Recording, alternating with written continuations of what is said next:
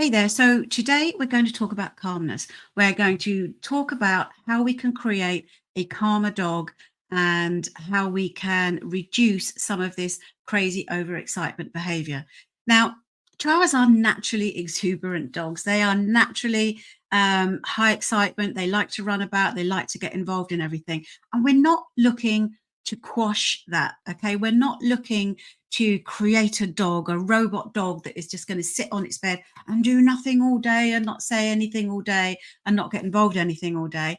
But we do want to create some appropriate arousal levels for the environment that they find themselves in. Because as they get more excited, as they charge around more, getting more and more excited, we will start to see some quite unhelpful behaviors start to creep in. Okay, that could be just excessively barking, explosive barking at noises, sometimes even nipping and biting. And for the boys, sometimes girls, but mostly boys, that could also include marking in the house, because marking does tend to be accompany high excitement. We're looking for an appropriate arousal level for our dog, not a robot dog that is going to lie there and do nothing. So today I'm going to share with you 3 great tips that are going to help you calm your dog down and get a dog that's more able to think, a dog that's able to think and make better decisions about what they're going to do next. So the first thing I need to say is, whenever we embark on any kind of behavior modification, one of the first things we need to think about is our dog overall health. Okay, are they in any pain? Do they have any dental pain? Do they have any itching? Do they have any gastric issues?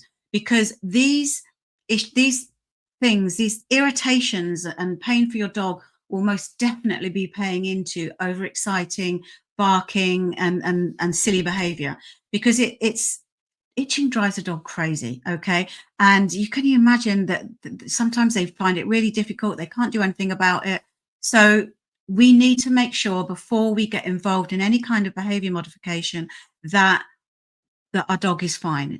So if your overexcitement is a change in behavior, then I would suggest a trip to the vet is a good place to start.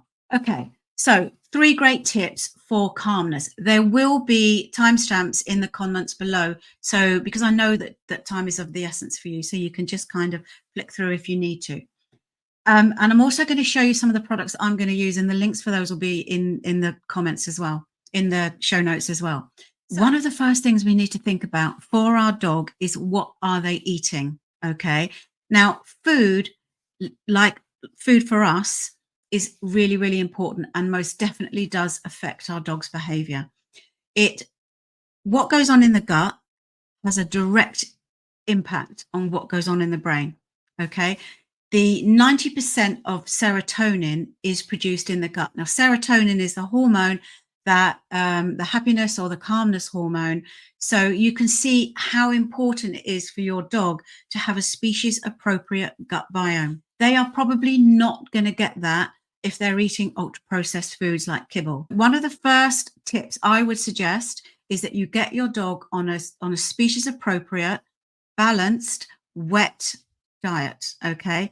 Now that raw is kind of the gold standard, but not everybody likes feeding their dog raw. Okay. Mine have it sometimes at the moment they're not. So raw would be a good place to start. If you can't feed your dog raw, or you don't want to feed your dog raw, then a good quality wet food would be the next step. Think about your diet. Think about, what is your dog eating? Is this an appropriate food for them? Is it a species appropriate food for them? If you are going to change your dog's diet, then obviously it's something that you need to do gradually. You're not just going to go, oh, change your diet straight away, because that will give you some gastric distress. Okay. Because your dog won't have the relevant flora and fauna in the gut, or the bacteria in the gut, to process that. So it's really important that any changes that you make to their food are going to be done gradually. So that's my number 1 tip. Now, you can enhance what you feed your dog by adding in some really useful supplements, and I'll show you what I use. So this is really, really for Mika, but I give this to Minnie as well, because they're both senior dogs they're overate. So this is a Nordic Naturals omega-3 pet fish oil. Fish oil is one of the most important supplements that you can give your dog. And whether you feed it to them from source by feeding the food, or you give it as a supplement, the omega-3s in there are absolutely imperative for good brain health. And they have so many other health implications that I could just do a whole video on that. Now, another one I use is the one by AK09, is the calming supplement. And this goes on, I don't use this every day, okay, because it is a little bit expensive. So I tend to use it if we put it in there, if we've got something coming up. Like we used it quite heavily when we moved house. If I've got people coming to the house, I might start to use it a couple of days before, or there's any big event. They do an adult dog one, they do a senior dog one. I use the senior dog one for all my dogs, so it covers everybody, and it's really helpful because it's got the L-tryptophan in it, which is great for calmness and brain health, and it's also got lemon balm in it, which is really good for helping to stave off deterioration in the brain or Alzheimer's, okay, because dogs can get that as well.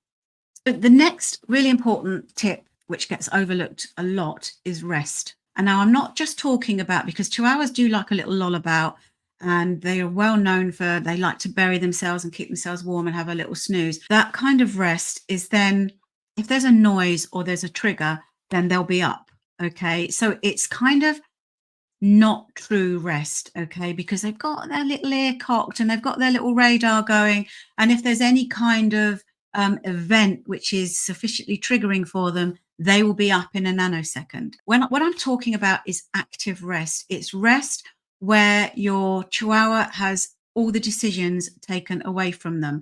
So they are not able to jump up and start sticking their nose into something the minute there's a call to action. To create this active rest, you would use a crate, possibly a covered crate somewhere nice and cozy and out of the footfall area.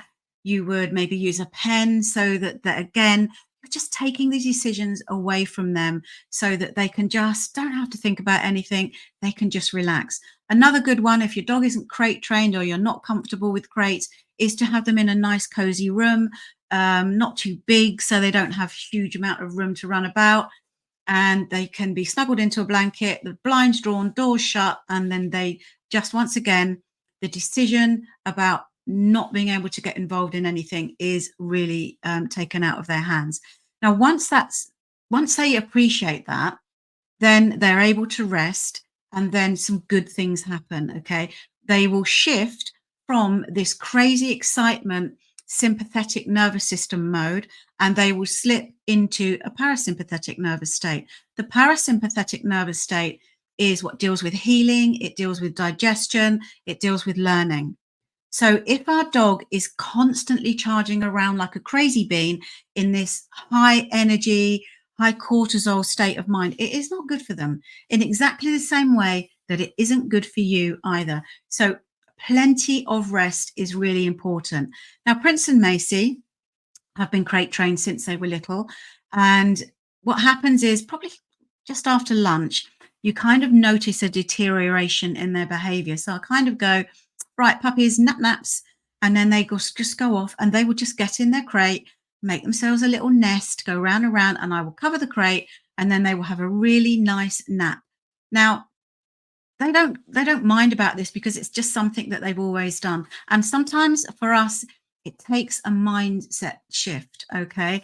That your dog just isn't just lying on the sofa just isn't going to be enough. We do need to make sure that our dog is involved in having some active rest. So our third tip is activities, are things that our dogs can do which pay into their mental health, which kind of in themselves start to produce calmness.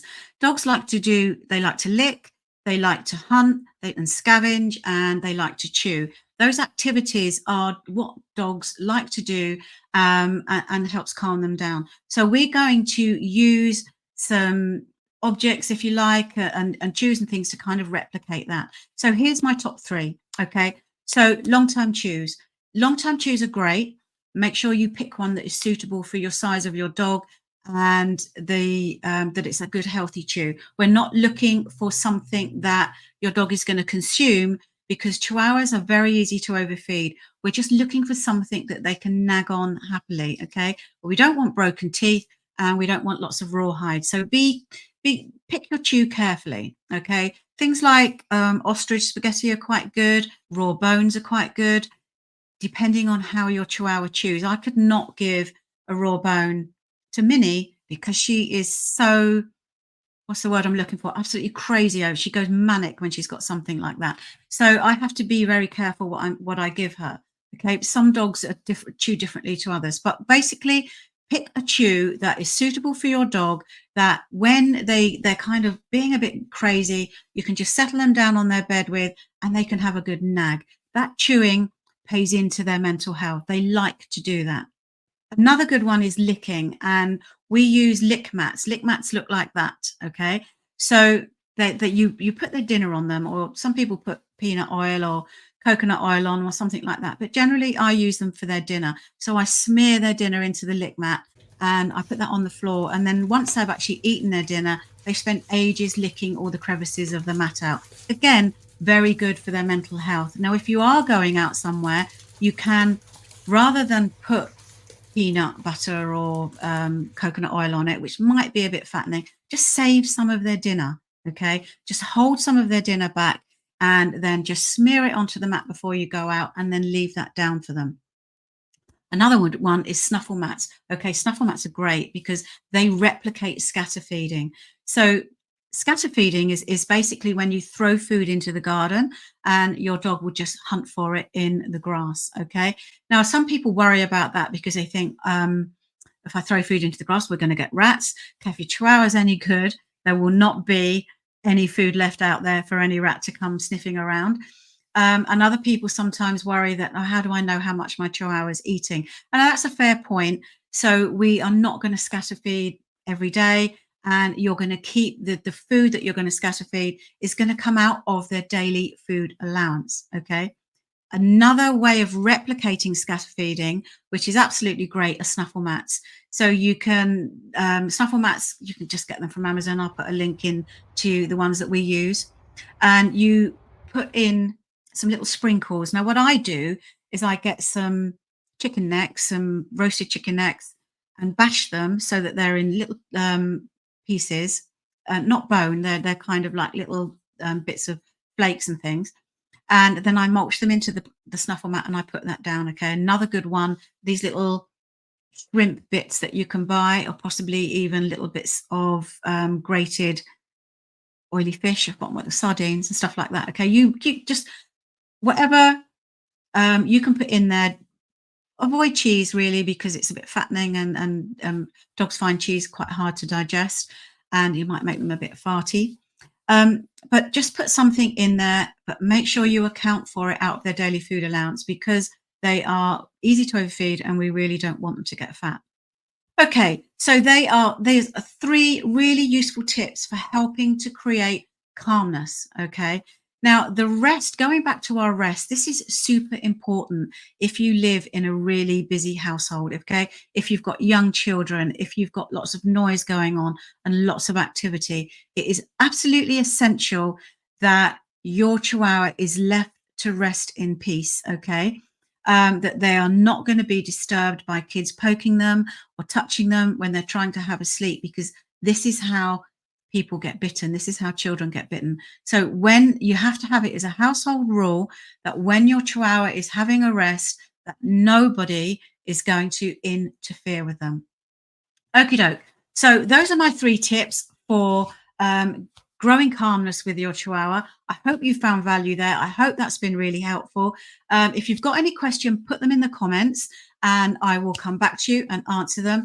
And it would be brilliant if you could subscribe to our channel and you could like this video because it helps us create more content, get noticed by the algorithm, and it gives us the opportunity to help more people.